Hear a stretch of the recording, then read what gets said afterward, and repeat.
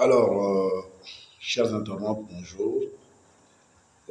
J'espère que mon message vous trouvera en bonne santé. Et donc, je voudrais un peu échanger avec vous aujourd'hui sur une thématique intitulée le chantage. Alors, pour le chantage, d'abord, c'est quoi? D'abord, moi, je vais vous dire le chantage par voie électronique. Donc, je suis Boukel Mamadou, je suis le président de l'association nigérienne de lutte contre la cybercriminalité. Et le chantage est aujourd'hui une infraction qui prend de plus en plus de l'ampleur. Et la cybercriminalité est un nouveau domaine aujourd'hui qui est là, qui est en train de menacer beaucoup de pays, beaucoup de citoyens. Et donc, étant diplômé dans le domaine de la cybercriminalité, il devient en tout cas primordial pour moi de sensibiliser les citoyens du monde à comment se protéger contre ces infractions numériques, notamment la cybercriminalité et plus particulièrement le chantage. Pour parler du chantage, nous allons parler de relations. Nous allons également parler de prudence.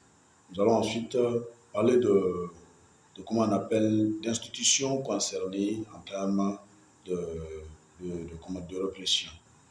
Voilà. Donc, pour les relations, je dirais pas beaucoup plus. Aujourd'hui, nous avons des relations à partir desquelles les gens se permettent, c'est vrai.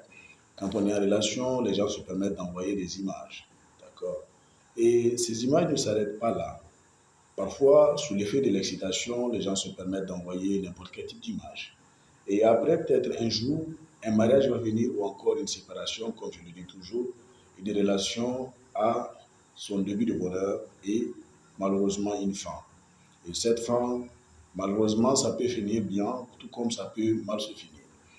Et donc, quand ça se finit mal, généralement, quand l'autre partenaire a quelque chose de quoi vous nuire, il utilise ça comme moyen de pression pour vous faire chanter.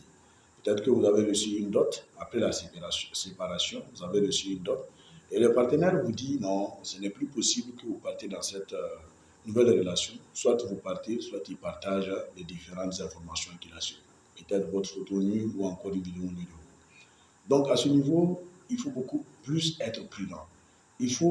Je ne dis pas de ne pas partager des images avec vos partenaires, mais partager des images responsables.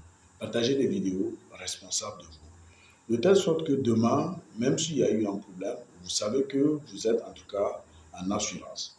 Mais lorsque vous partagez des images personnelles de vous, vous êtes en tout cas un appât que la personne peut utiliser.